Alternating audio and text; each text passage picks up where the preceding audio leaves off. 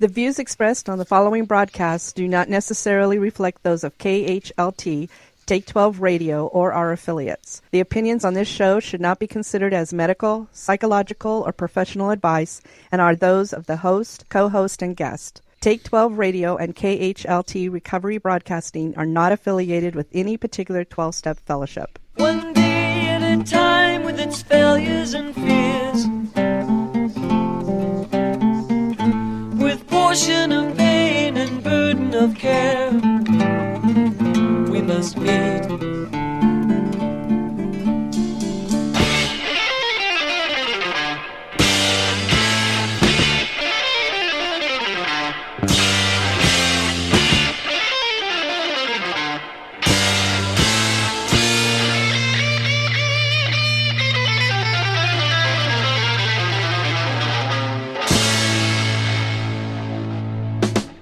Welcome to Walking Through the Language of the Heart, a journey into the Grapevine writings of Alcoholics Anonymous co-founder Bill W.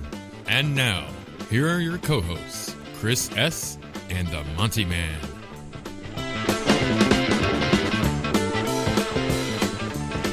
Yes, indeed. Welcome aboard, my friends, to actually episode 50.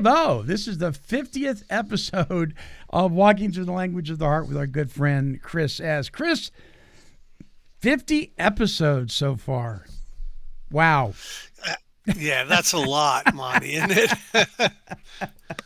Well, it's a pleasure, and it's sure been a lot of fun. And I was talking to a guy just a couple days ago that was just ripping on the church, and this is an AA guy, and treatment centers, and he just had nothing good to say, and he kept going back to priests and pastors and rabbis that just did him wrong and blah, blah, blah, blah, blah. And most of it were just problems of, I didn't get my way. I said, you might want to listen to a show we did on the clergy. And he hasn't got back to me yet, but he did take the URL down and said that he'd listen to it. I said, you may be surprised how much gratitude we owe these guys. So last week's show was certainly very interesting, as all of these are. But we've been having fun with the last several ones because they're very specific. Bill W. is writing to very specific people or groups of people, right? Yeah, he's describing the relationship with these entities, these people in these entities. Yeah. And I think today's article from October 1957, Press, Radio, and Television, that goes back to the tradition of anonymity, but he's going to be talking about the relationship with. Yeah. And I'll bet you I'm going to learn something. Like, you and I both read this book, back in the 90s or something, ago. right? Yep. Yeah, a long time ago. And it's certainly been so valuable to me to get reacquainted with these writings. I've learned a lot. I've grown in appreciation for Alcoholics Anonymous, and I think I've grown more tolerant and compassionate because Bill has been pointing us in that direction, hasn't he? Yes, he has, indeed. All right, let's take a look. Press, Radio, Television, October 1957. It was the summer of 1939. A few months before, our alcoholic fellowship, boasting all of 100 members, had published a book we called Alcoholics Anonymous. But nothing else had happened. Our books, 5,000 of them, were piled in the warehouse of the printer, Cornwall Press, and Area 1 could be sold. Wow. We've talked about this, Monty. Mm-hmm. They didn't have the money to pay the printer for the books. Right. The much hoped for piece in the Reader's Digest, which might have told the public about us in the new book, had failed to materialize. Panic-stricken, we had rushed from one national magazine to another pleading for help, but this was in vain. Works Publishing, the little company who had formed to launch the book venture, was flat broke, and so was everybody else. There was seemingly no place to turn. But Providence knew better. Just as we hit this new low, Fulton Ausler, then editor of Liberty, had a caller, a freelance writer named Morris Markey from Charlietown's proprietor of the hospital where I had once been such a good customer. Writer Markey had received a terrific buildup on AA, which he now retailed to editor Ausler, one of the most perceptive men I've ever met. Fulton Ausler saw the possibilities in a flash, said, "Morris, you've got an assignment. Bring that story in here and we will print it in September." Such were the words of AA's first friend of the press. These words were to save the bankrupt book, and they also meant that the public was to have its first view of Alcoholics Anonymous. Just as promised, Morris Markey's article, Alcoholics and God, was printed in Liberty magazine. The results were immediate and electrifying. More than 800 urgent pleas for help hit Liberty's office. We carefully answered each one, not forgetting to enclose a book order blank. Orders soon began to come in, and helped by still more letters from our little office on Versey Street and by traveling AA members, new groups started up. You know that Liberty article, you'll go to archives at conventions or maybe even your local archive office, and a lot of times they'll have an original copy of that Liberty magazine. That is hard to come by these days. There's not a lot of them out there unaccounted for. They become like gold. Wow. To AA members who care about our history. Yeah. But I like how it says here that the book started going all over the place. But he did mention traveling AA members. I really think that the groups had a better chance of starting with traveling AA members than just a book showing up at your house in Oregon. There's no other AAs in the state. Mm-hmm. You're going to start a group. That didn't happen the way they kind of expected it to. But the people traveling around, they'd be on a month-long business trip, and at night they'd go around looking for alcoholics to work with. And by the end of that month, they'd have a little group started. That's kind of what our origins really looked like. Mm-hmm.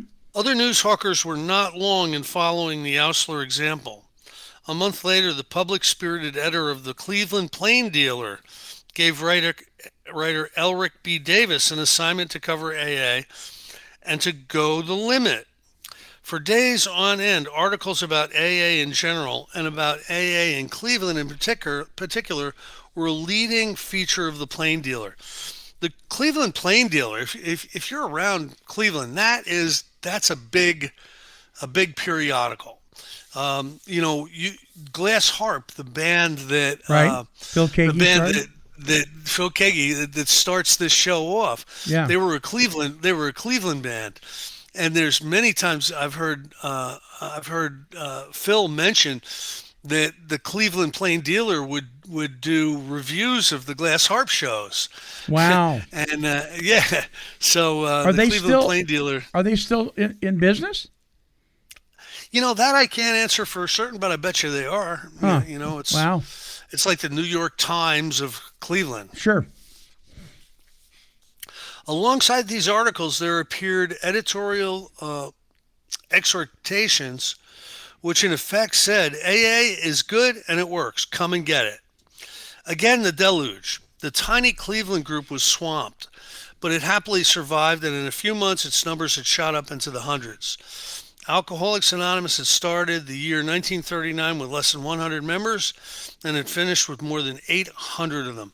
All right, this Cleveland group was started by Clarence Thomas and some of the other Alcoholics Anonymous members that would drive from Cleveland to Akron to go to their meetings. And they finally said, why are we driving from Cleveland to Akron? Let's just start our own meeting in Akron. And Clarence took a lot of credit for the growth of Alcoholics Anonymous in that area, if you've listened to any of his talks. And this is basically saying it was the Cleveland Plain Dealer article that deluged that group with members. So I'm learning. You have to take Clarence Snyder with a grain of salt. But I'm learning a little bit here myself. In February 1940, we got another mighty lift, this time as the result of Mr. Rockefeller's famous dinner, at which he introduced us to his own friends and held AA up for the whole world to see. Again, the press did a job. This time, many newspapers, including the tabloids, said good things about us, and great wire services carried the story worldwide. AA's membership jumped 800 to over 2,000 in 12 months. You know, Bill Wilson, if he was not the promoter he was, I don't know that he would have been in front of the people he needed to get in front of for this Alcoholics Anonymous to really sprout and grow. You know, he got in front of the right people in the press. He got in front of the right people in philanthropy, you know, the Rockefellers. Got in front of the right people in medicine. Got in front of the right people in religion. All people who would turn around and endorse, if not praise, Alcoholics Anonymous. And it's just amazing how he did that. I guess being a Wall Street guy and really knowing how to sell was something that was very, very beneficial to a co-founder of Alcoholics Anonymous, Monty. Do you think that the attraction to Alcoholics Anonymous was partially because prior to AA, there really had never been anything like this? I mean, from what I can tell, there has never been an organization that has been structured quite like this. And so it was new, it was fresh, it was working where other methods were not, right? Do you think that the medical profession and the clergy and the psychiatrists and so forth, they were at their wits' end when it came to the drunks, right? And all of a sudden here comes AA and it's working. You know, a wonderful book to read, which is the Bible of the history of alcoholism and addiction treatment, you know, pre-Alcoholics Anonymous, is the book Chasing the Dragon. By William White. And in it, you know, I'm pretty familiar with that book, and I'm pretty familiar with some of these movements. What you would have is you had two basic verticals. One of them would be the doctors. And some of these doctors were quacks. Charlie Towns was half a quack. You know what I mean? He you know, Towns Hospital was half of a scam. I mean, you know what I mean? It really was. And there was the Keeley Gold Cure, and there was all these health farms that were run by doctors that were all over the place, where you would go and get injected with heavy metals or something, you know, belladonna, yeah, right. And so there was that vertical, and everybody knew there wasn't a whole lot of success in that professional vertical. And then there was the religious vertical. There were you know, Salvation Army, Jacoby Club, Emmanuel Movement, Oxford Group. You know, we talked about Billy Sunday a couple of weeks ago, right? There were people who were about the business of helping drunks, you know, through injection of religion into their system, and that was much more successful, really, than the you know, the medical people. But until Alcoholics Anonymous started, nothing was as good. You know, let me try to explain that. All right. So these religious movements weren't specifically for alcoholics. Even the Salvation Army really wasn't. You know, it was for anybody that was down and out. It didn't just specialize in alcoholism. Right. So what would happen is you would not be with like-minded people. You wouldn't be with people with a common problem as much as when Alcoholics Anonymous was formed. It was people with a common problem. Everybody was alcoholic. So the society was much more conducive to recovery when Alcoholics Anonymous started. Now the program, you know, the program was put together so alcoholics could understand it and could implement it in a simple way. Prior to that, there were as many approaches to spirituality as there were pastors. You know, Monty, each pastor has maybe a kind of a different perspective on what he would want everyone to pay attention to and want everyone to, to participate in. A little bit different. All of a sudden, Alcoholics Anonymous puts a book together, and it's made clear, what the process was. So a long answer to a short question. Until Alcoholics Anonymous showed up, there was nothing surefire. You were rolling the dice in a huge way if you were engaging with anybody to affect a recovery from your alcoholism. And all of a sudden, Alcoholics Anonymous, because it kept it simple. It put everything together just for recovery of alcoholism, started to become really, really successful. And that's a good thing. And Bill's right at the helm of all this while this is all going on. He's sitting in his little office in New York, paying attention to all of it. You know what I mean? Yeah, yeah. In the spring of 1941, the same drama was reenacted on a far larger scale. Mr. Curtis Bach, owner of the Saturday Evening Post, saw AA at work in Philadelphia and urged his editors to select Jack Alexander to do a feature argument or assignment. When Jack's piece hit the newsstands, it brought in a Niagara-like flood of appeals for help. 2 years later, AA's membership stood at the 10,000 mark. So it went from 2,000 to 10,000 in 2 years. Man. And he's saying it's because of the publicity. Mm-hmm. Jack Alexander and the Saturday Evening Post was huge, Bonnie. Yeah. There was the Reader's Digest, there was the Saturday Evening Post. There was a couple of periodicals with that kind of readership. Mm-hmm. And the Saturday Evening Post was just something you would find in every house. So when they did that article on, hey, alcoholics are actually getting sober now, the Niagara-like flood of requests for help.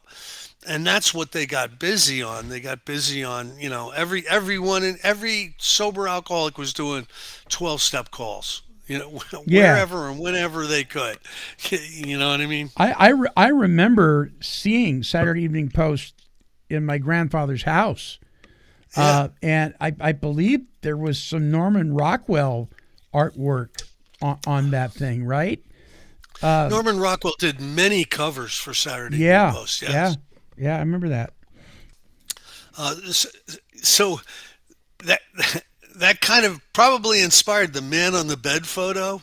Oh, sure. That's up on everybody's wall, right? That's Norman Rockwell-esque, the man on the bed photo. So I think there was an influence there somewhere. Yeah. By telling our story to the American public, this small band of early friends had increased AA's ranks by 100-fold in the short space of 4 years, had made AA a national institution, and had laid the foundation upon which our society has grown so mightily ever since. Today, the list of AA's friends in the press, radio, and television is legion. At our headquarters, we subscribe to an extensive clipping service. Every week, the mass of clip sheets tell us the graphic story of what these friends have said and done. It is a never-ending and always growing stream of life-giving blood which they pump into our world arteries. While word of mouth and personal contact have brought in many a newcomer, we can never forget that most of us are able to trace our chance for recovery back to our friends in communications. We read, or maybe we heard, or we saw. That is why AA now has 200,000 active members. So in 1957, 200,000, which that's pretty significant. Yeah. So how I found out about Alcoholics Anonymous is, I'd heard about it, just word of mouth. I didn't read any articles about it or anything like that. I'd heard about what it was. But my first real exposure to it was when I went to outpatient to get my driver's license back for a DUI. They told me what it was, where it was, when you could go, and what the meetings would look like. And that was about 1984, 1985 maybe. My first exposure. I, it was not a newspaper. I wasn't reading a lot of newspapers, Monty, back when I was drinking. It's just not something I was doing. My first exposure to AA was the bumper sticker. Really? Was the Easy Does It bumper sticker. I saw that and I asked a friend of mine. I said, "What is that about?" And he goes, "Oh, that's an Alcoholics Anonymous thing." And I was like, "Alcoholics Anonymous, huh? It must be for alcoholics." And then we stopped at the liquor store. My reaction to the Easy Does It bumper sticker is, Monty, Easy never did anything. I know. That's my reaction. All right, so sometimes we hear members complain about the press as though we were being exploited for stories and profit. They say, well, those writers make a good living out of storytelling, and the publishers make their profits. After all, what is it so remarkable about that? They are only acting as they normally would. However, most of us realize that such statements are far less than half the truth. Practically every writer and editor of our acquaintance has gone far beyond his call of duty or his natural desire for a stirring story. Years ago, we requested all people in communications to respect the anonymity of our members. This was asking for a great deal because the average reporter couldn't imagine doing business without full names and pictures. But when we explained the why of our anonymity, that we dare not allow big shotism to get going among us, they saw the situation at once, and they have ever since fallen over backwards to conform to our needs, despite many a temptation to publish personally our nationally famous members. On a few occasions, such members have deliberately broken anonymity, but this has seldom been the fault of the press. As a matter of fact, editors have frequently restrained overeager AAs who wanted their membership made public.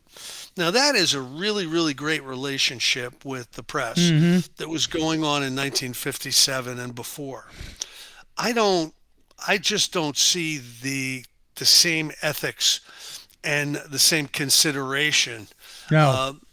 And I don't see that Alcoholics Anonymous is doing what it used to do. It used to send out a letter every year with our anonymity statement and please follow and respect it. I don't know. They might still do that, but I think for a story today, you know, we're you know, expect anything if a writer really wants a story. But back in the day, back in the 50s and stuff, there were some really famous AA members. You know, Bing Crosby, you know, was one of them. I mean, Boris Karloff was one of them. You could go on, and a lot of these people were members of AA in the 40s and 50s. And they could have, you know, broken their anonymity in the press back then, but they never did. But nowadays you see mention of people and their AA attendance all over the press, unfortunately. Yeah. If you remember, on one of our other shows, I talked about a newspaper that I granted an interview for, and with the stipulation that they wouldn't use my name, and they went ahead and did it anyway. And I got so much flack for that. Yeah, you got in trouble. Oh my gosh. Yeah. So they don't really, they kind of do what they want to do anymore. Yeah, anything for the story, kind of a deal. But now we're living in a world now where my wife and I were talking about our local newspaper here in town doesn't have any stories that are local. None. And it's not well received, and most people don't even subscribe to it. And I don't even see how it's functioning because of the internet and social media. You know, has kind of taken the place of the local newspaper. Yeah, how we digest our news is, you know, TikTok. You know, Yeah. I remember going up and getting the New York Times and the Sunday Star Ledger. The Star Ledger was a Newark, New Jersey paper. New York Times was in New York City, and those were the big newspapers local to us. And Monty, I'm telling you, that would be 9 inches Yes. of newspaper. Yeah. They were Yeah. huge, and they had they had the book section, and they had the comics, and they had the sports section, and they had international, and they had national, and they had local. They had all these sections in these newspapers, and there's no way you could read the whole newspaper, but it was comprehensive. You know what I mean? Yep. Yep. And nowadays you look at those same, if they're even continuing to still be published in paper form, you look at them and they're a tenth the thickness that they used to be, and they're mostly ads. Yeah. There's just not they don't have the staff that they used to have in these giant newspaper offices. Right. In their continuing enthusiasm for AA, many of these friends have gone still further. They have personally dedicated themselves to our cause. Jack Alexander, for example, became a trustee for AA and greatly helped us with our literature problem and never missed a chance to give us a boost by word and by pen. Less well known is the relation we had with Fulton Ausler. He was a most brilliant example of personal dedication to Alcoholics Anonymous. In 1944, it was decided that AA ought to have a monthly magazine. By this time, Fulton had seen AA at work at close hand. A person well known to him had made a remarkable recovery. The moment Fulton heard of our magazine project, he volunteered at once.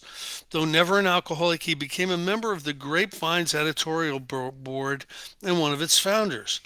He went into his own pocket for organization expenses, gave advice, scanned manuscripts, and wrote a piece for one of the early issues, which he called Alcoholics Are Charming People.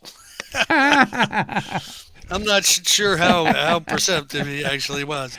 Anyway, correct title. Charming is the word for alcoholics. We afterward joshed him about this title.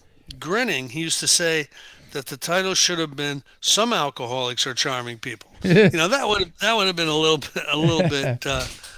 bit closer. I had no idea Fulton Ausler was one of the people who helped start the Grapevine. Wow. And did it for fun and for free. That's extraordinary. Yeah. Yeah. Monty, listen, I live a life of service. I do a lot of things, Yes, right? sir. But I can't imagine taking on I'm a board member here and there, right? But I can't imagine, jumping in and helping somebody start a newspaper. How much work that would be, and pulling money out of my own account. And he wasn't an alcoholic. That's an amazing story. Well, there you have an example of an earlier time when people did things because they had a passion for it. They had a love for it. They were driven to it. And it's just not the same today, I'm afraid. Yeah, the public service and the volunteer, and the societies and the foundations and the organizations just don't have the horsepower they used to. Right. I totally agree with Yeah. you. No. In the years afterward, I came to know friend Fulton very well. A busier man I've never seen. No matter when he went to bed, nothing short of pneumonia could keep him from being at his desk at 5 a.m., where he wrote until 11. Oh. 5 in the morning until 11 at night. But his day had only begun. His countless friends and activities kept him going far into the evening, and I was the one who sometimes kept him up until midnight. AA was then in the storms of its adolescence. Our headquarters was just taking its shape and its responsibility. We needed advice, especially about public relations, and it was to Fulton that I frequently went. It was in this period that Fulton became a senior editor of the Reader's Digest, where his helpfulness to us was soon reflected in the wide coverage that they began to give us. I didn't know that. I'd like to see some of those Reader's Digest issues, because Reader's Digest are the ones who went back on their deal to publish chapters of the book Alcoholics Anonymous and flipped out Bill and everybody with and caused like 5,000 books to get stuck in the warehouse. It was Reader's Digest. So Fulton starts to be an editor at Reader's Digest and flips it around, and they start to give him good press. That's very cool. Yeah. A friend of mine married into the Reader's Digest Oh, really? fortune. Yeah, yeah. We never He's doing okay. we were never without a copy of Reader's Digest sitting on the back of the toilet. It was always Yeah. there. My dad also always subscribed to it, and I remember always flipping through and going right to the jokes page. Yeah. For decades, it had the highest circulation of any periodical, I think. To this day, I still see them where I work. There's all these back issues back in the break room. So, Wow. its influence has not died. Yeah. Then came the time when we wanted Fulton as a trustee for AA. Knowing his immense burden of work, I was almost reluctant to ask him. But I needn't have felt that way, for when I popped the question, his face lit up and he said, "Why, certainly. When do I begin?" Fulton couldn't get to all of our meetings, but he was always on tap. I remember once breaking into his busy hours with a request that he help us out in Hollywood, where we were in a jam with a motion picture producer. He instantly dropped his work and got on a long-distance phone. Within an hour, he called me back to say everything was settled and that we need worry no more. Wow, I wonder what that was. Um, you know, there's some early movies. Some people know about The Long Weekend and Days of Wine and yeah. Days of Wine and Roses, right? But there's another one that was just amazing. It's called Come Back Little Sheba, and Burt Lancaster is in it, and he's an alcoholic, and he relapses a couple of times in this movie, and the AAs come and get him. The AA's dressed in the suits with the hats, show up at his house and we got him, ma'am, and off he would go to the hospital to get detoxed and re enthused about Alcoholics Anonymous. But that was a cool movie. But there's a bunch of them. Sure. The 1940s, 1950s movies. A few months before he died, we spent one more evening together. It was then that he told me what AA had meant to him, most humbly describing his earlier life as a time of prideful agnosticism and sophistication, which had led him down a blind alley. He went on to relate how the example of AA had affected him, how he had eventually joined the church of his choice, and how these two influences had inspired him to write about the Bible in The Greatest Story Ever Told. He had done for AA, he went on to say, only a fraction of what AA had done for him, a non-alcoholic. Is he talking about the movie? Is he talking about the movie The Greatest Story Ever Told? No, this is a book, The Greatest Story Ever Told by Fulton Oursler. Oh, okay. This is something every AA should read, and it gets passed on. Maybe not as much today as 40 years ago, but this book is something that gets recommended all over the place in our fellowship. So Fulton Oursler, the guy who wrote that book, was really involved with AA early on. Bill knew who to go to, man. Yeah. Bill just knew who the movers and the shakers were. It's amazing. I'm going to have to get a copy of that because that's the first time I've heard of that. Oh yes, absolutely phenomenal early devotional book. About about the story of Jesus and the story of Christianity, and the experience of devotion to God. It truly is a classic. These and a host of other experiences with the men and women of press, radio, and television plainly tell us of what their dedication has meant. In nearly every city where AA grows today, we see our friends and communications following in the footsteps of Jack Alexander and Fulton Oursler. Remember, this is 1957, okay? Things do change. For all such couriers of goodwill, let us be everlastingly grateful, and let us always be worthy of that friendship. What a way to end this, because you know the title of this segment, which is segment 2 in this whole thing that we've been doing, is titled "Let's Be Friendly with Our Friends," and I had forgotten that, and I was almost expecting something a little different when I saw press, radio, and television, because usually today when we hear that, we're talking about a tradition, or we're talking about a tradition violation. So it's kind of a negative discussion, right? And here he's saying, for all such couriers of goodwill, let us be everlasting grateful, and let us always be worthy of their friendship. I mean, that is ending on a positive note. That shows gratitude. Once again, humility. Yeah.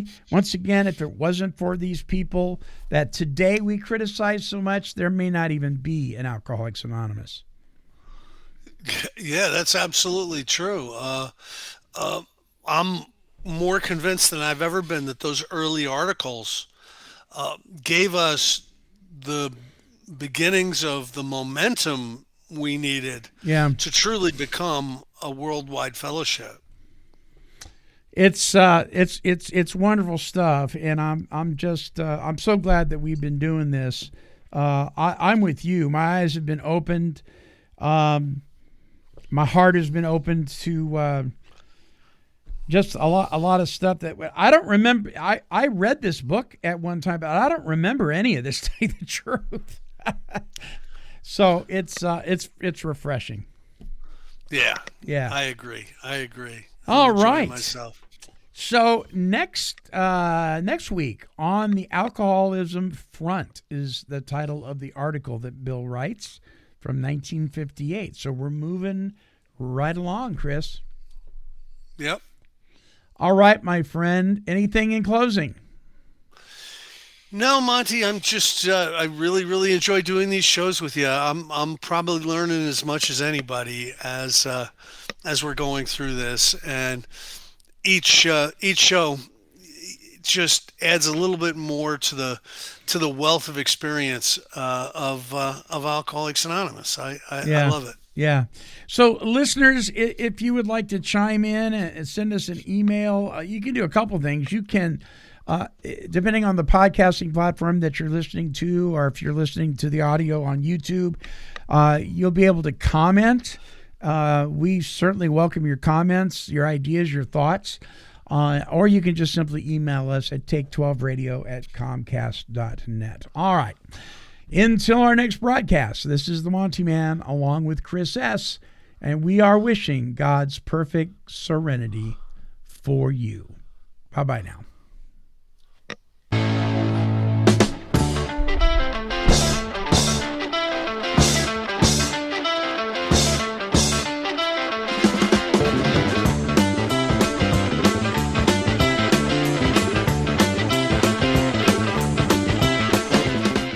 For more recovery workshops with Chris S. and the Monty'man, visit our website at take12radio.com and click on the Recovery Workshops banner.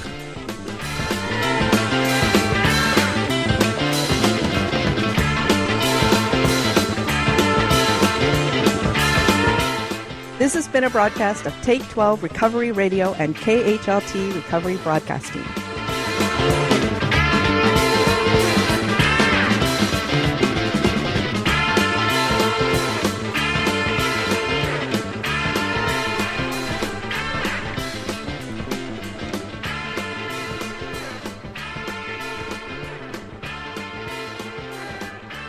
This has been a Chicken and a Pig production.